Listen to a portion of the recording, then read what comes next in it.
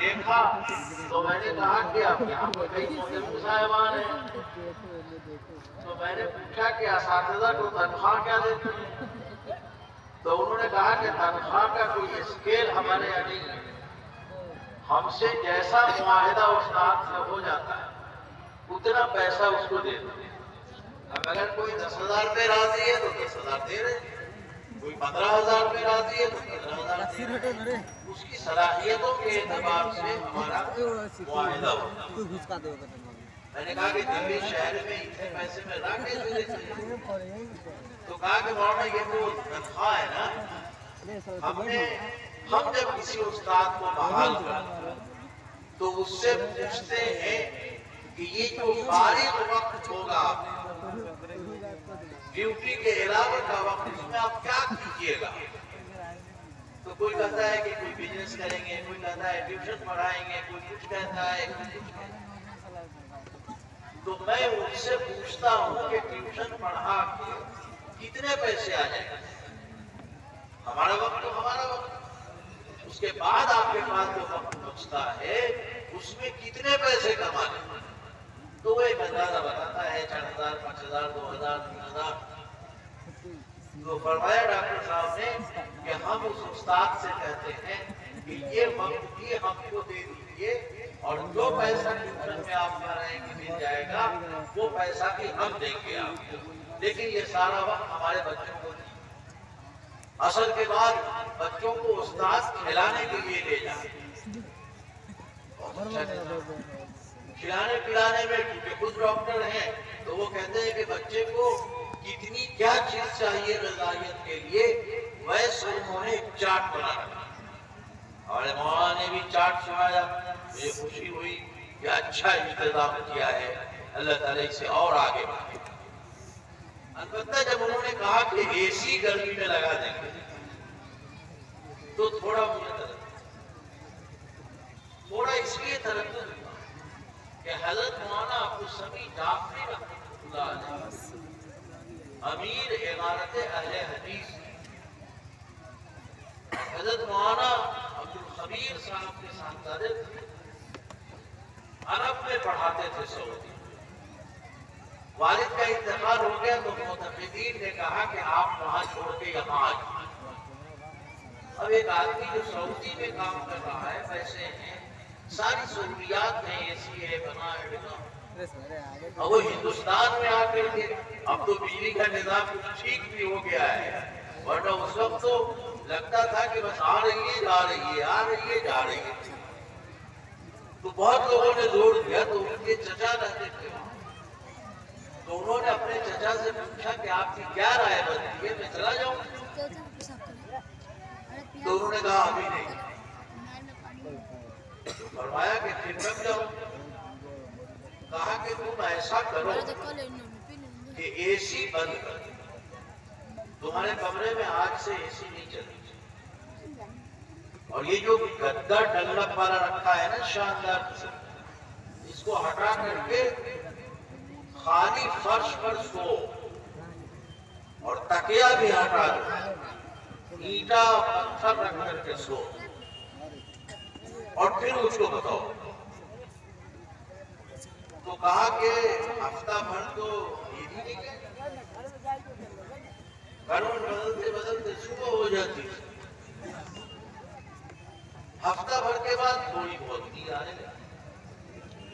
نہ انہوں نے مجھ سے کچھ پوچھا، نہ میں نے ان کو کچھ کہا، جو بیت رہی ہے سو بیت رہی ہے۔ کہا 2-3 مہینے کے بعد انہوں نے مجھ سے پوچھا کہ نیند آ جا رہی ہے؟ کہا کہ ہاں اب تو میں سو رہا ہوں ٹھیک سے۔ کہا تو ٹھیک ہے، اب انڈیا جا سکتا ہوں۔ مولانا ابوالسمیع جعفری نے یہ واقعہ مجھ سے خود بیان کیا، میں نے یہ روایت سنی سنائی نہیں۔ کیا مطلب ہے اس پورے واقعے؟ اس پورے واقعے کا مطلب یہ ہے کہ ساری سہولتیں دیجیے، لیکن اتنا آرام طلب مت بنا دیجیے کہ گرمی کی چلچلاتی ہوئی دھوپ میں دعوت دین کے کاموں کے لیے وہ بچہ باہر نہ نکل سکے، اس لیے کہ کا عادی بنا. سخت ٹھنڈک میں دین کے کام کے لیے نکل نہیں سکے، اس لیے کہ آپ نے اس کو کیچڑ کا عادی بنا. تو ہمارے بچوں کو غذائیت پوری دی، حوصلہ دیا، انہیں عزت نفس کے ساتھ جینا سکھایا جائے، لیکن ساتھ ساتھ فوج اور ملٹری کی طرح جو مشقتیں حکومتیں کراتی ہیں، جو تربیتی نظام ہوتا ہے، وہ نظام بھی ہمارے یہاں لائق ہو. ہمارے بچے اتنے آرام طلب نہ ہو جائیں اور اتنے زیادہ سہولت پسند نہ ہو جائیں کہ وہ دین کے تقاضے اور دین کے کام کے لیے آگے باہر نہ نکلیں، اس لیے کہ جہاں وہ جا رہے ہیں وہاں انہیں ایسی کی سہولت نہیں ہے. وہ جہاں جا رہے ہیں وہاں ہیٹر کی سہولت نہیں ہے، تو وہ جانا پسند نہیں کریں. ہم ایسا نظام بنائیں کہ بہت اچھی صحت، بہت صاف ستھرے ہوں، ان کا علم بڑا پختہ ہو اور ان کے اندر جذبہ ہو جدوجہد کا. حالات کے مقابلے کا سہولتیں نہیں ہیں تو جو سہولتیں ہیں اس کے ساتھ زندگی گزارنے کا، تبھی وہ کام کر سکتے. ہمارے مدرسے کا نظام چندوں پہ چلتا ہے اور گرمی کی سخت تمازن اور رمضان کے روزے رکھتے ہیں. ہمارا آدمی جب سڑکوں پہ گھومتا ہے اور چلتا ہے، اگر وہ اے سی کا عادی ہو جائے گا تو ہمارے کام بس. میرے بھائی، میں مبارکباد دیتا ہوں وہاں نے ایک اچھا نظام قائم کیا ہے. اس سے امید کی جاتی ہے کہ وہ ہمارا کے بچے ادھر آئیں گے، راغب ہوں گے، یہ ایک اچھی بات ہے. لیکن انہیں آرام طلب ہمیں نہیں بنانا ہے. ہمیں ان کو پورا جو این سی سی کی ٹریننگ، وہ ساری ٹریننگ فزیکل دینی چاہیے تاکہ وہ جسمانی طور پر مضبوط، تاکہ کوئی معاملہ کھڑا ہو تو وہ کھڑے ہو سکتے، ایسی قوت اس کے اندر ہو، ایسی توانائی اس کے اندر ہو، تو یہ ملت کے لیے مفید بچے پیدا ہوں گے اور نجات. ایک بات تو یہ عرض کرنی ہے. دوسری بات یہ عرض کرنی ہے آیت کے حوالے سے کہ اللہ تعالیٰ نے ترقی درجات کے لیے دو نسخے دیے ہیں. ایک نسخہ ایمان دیا ہے اور دوسرا نسخہ علم دیا. ہمارا معاملہ یہ ہو گیا کہ ہم ایمان میں بھی کمزور ہو گئے اور ہم علم میں بھی کمزور ہو گئے. اس لیے آج مسلمانوں کو مصائب کا سامنا ہے، پریشانیوں کا سامنا ہے، اس لیے کہ اللہ نے ترقی کے لیے جو نسخہ ہمیں دیا تھا وہ نسخہ ہم کہیں بھول گئے ہیں. ہمارا ایمان کمزور ہو گیا، ہمارا علم کمزور ہو گیا.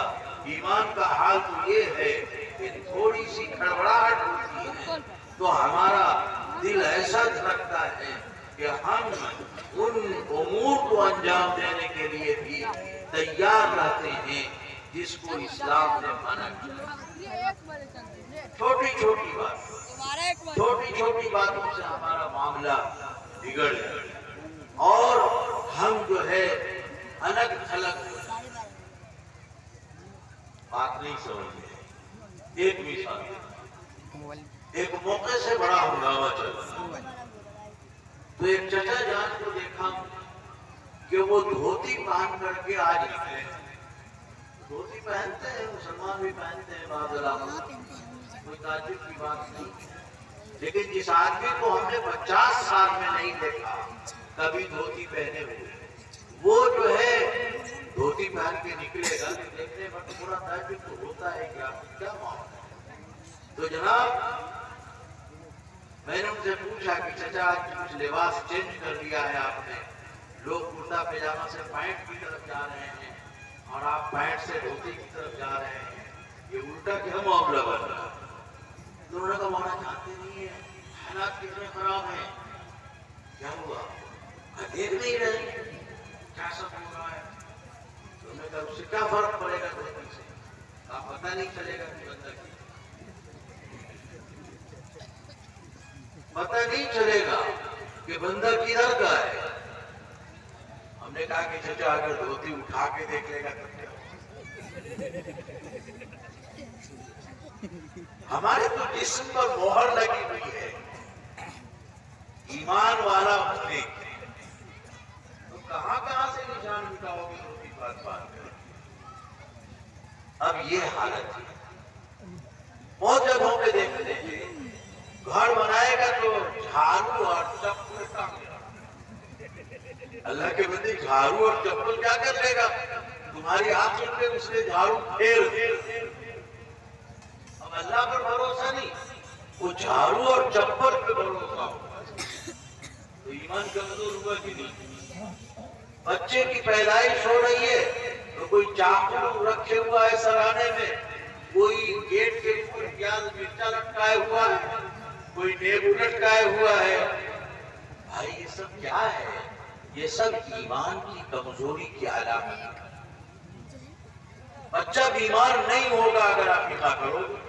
اور عقیقہ تو کوئی کرتا نہیں. 7ویں دن عقیقہ کرنے کا رواج تقریباً ختم ہے الا ماشاء اللہ. پرانے لوگ تو بالکل نہیں کریں. ہمارے یہاں تو ہم نے خود پوتی کی شادی میں دادی کے دادا کے عقیقہ کا جانور ذبح کیا. ایک گوشت کھلانا ہے تو جانور نام لے لینا ہے، عقیقہ کی دعا پڑھ دینی ہے اور کیا ہونا جاتا ہے. تو جو کام بچے کی حفاظت کے لیے تھا وہ تو ہم کرتے نہیں. عقیقہ بھول گئے، 7ویں بھول گئے. اور ہندوستان میں 6ٹھی کے رواج پاس پتہ نہیں نیپال میں کیا.